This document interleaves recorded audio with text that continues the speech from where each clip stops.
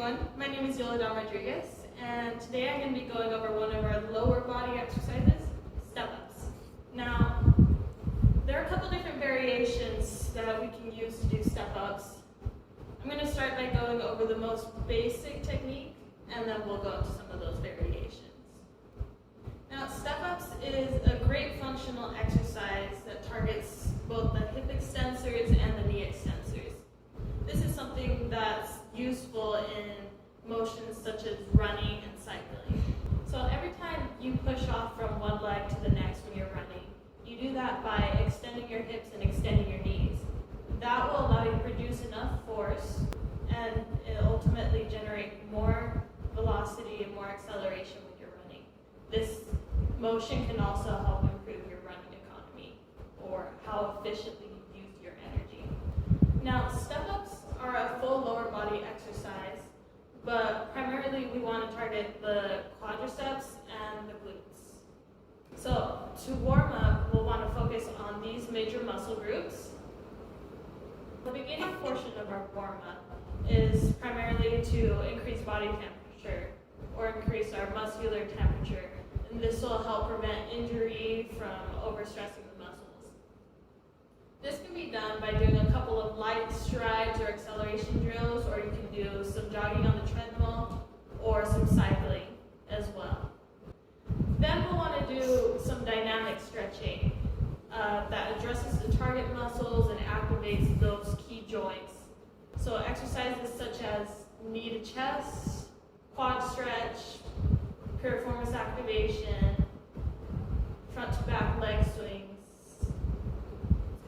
And then, moving on to more potentiating exercises that are similar to our exercise. So doing drills such as A-skips, walking lunges, or body weight squats, and any other target exercises that might help you if you're dealing with injury as well. So, once you're all warmed up, we're going to move on to the exercise itself. For setup, you're going to want a box or bench 12 to 18 inches in height, or generally like knee height almost. Just enough so that when your foot is on the bench, you'll be able to create about a 90-degree angle.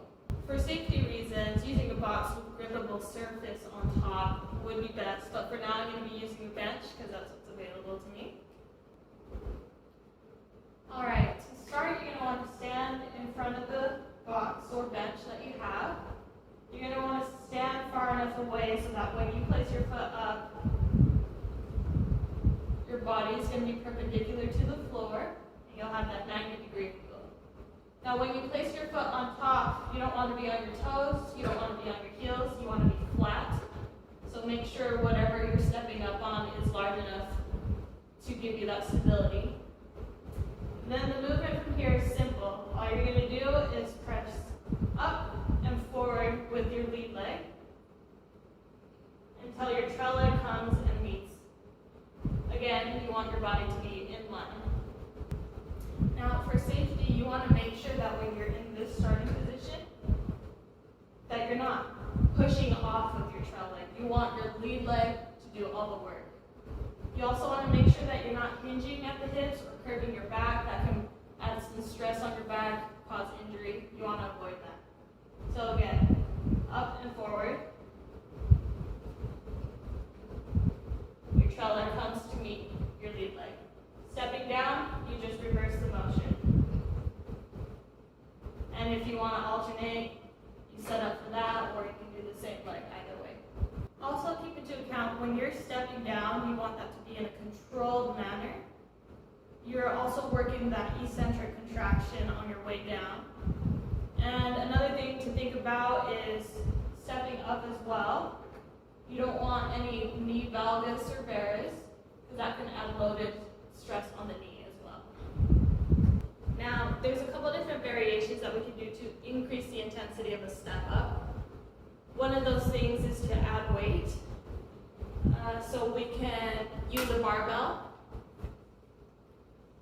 Now this isn't a real barbell, but if you have one, you can use a squat rack to lift that up, or you can use a spotter as well to get that on your shoulders. We'd set the barbell up just the same as we do a back squat, so making sure your arms are in line with your body and that your elbows are pointed towards the ground. And make sure your shoulders are down and back in a stacked position. So same motion here. You're going to bring your foot up, make sure it's planted. You're going to push up and forward, and then back down.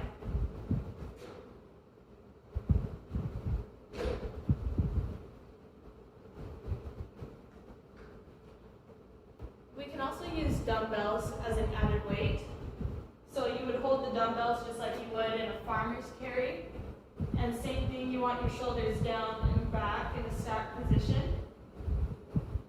One way I like thinking about that form is that space right between your scapula. You pretend that you're holding a pencil right there, making sure you don't drop that pencil. That's one way to think about your shoulders. So one in each hand, same motion. Press up and forward, back down. Up and forward, back down. Now, another way we can increase the intensity of a step up is by adding a dynamic component to it. So you can do this with weight or without weight.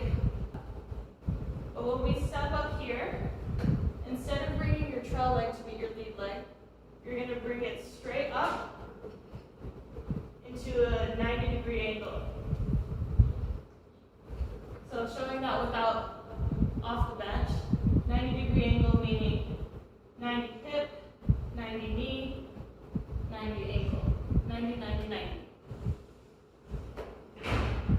So looking at that again, stepping up and straight back down.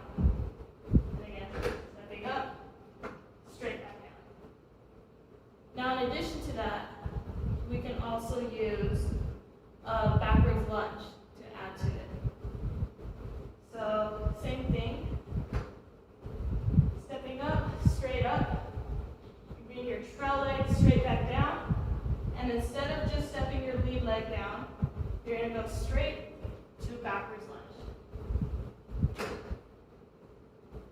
Up, straight down, straight into a backwards lunge. Now the key to making those exercises successful is to make sure that your body stays in line the entire time. Again, you don't want the hinging of the hips, you don't want the curving of the back. Straight in line. This last variation that I wanted to show you guys is my personal favorite. It's by using a resistance band. So this technique is a lot more dynamic than the last couple I showed you because it mimics the sprinting motion more. So to do this exercise, we'll use one of these long resistance bands, put it around my waist, and then either you can tie the other end down or you can have someone else hold it to give you resistance. Now instead of coming and standing right in front of the bench, you're going to step back a little, you're going to come down in the 3-point stance. From here you'll explode up, step up, and bring the other leg up. So it'll look a little bit like this.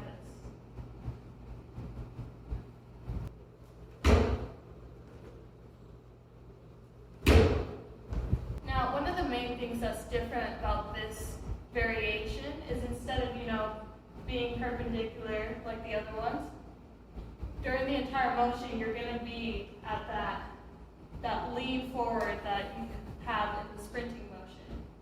So when you're coming out of that 3-point stance, you're going to be at an angle.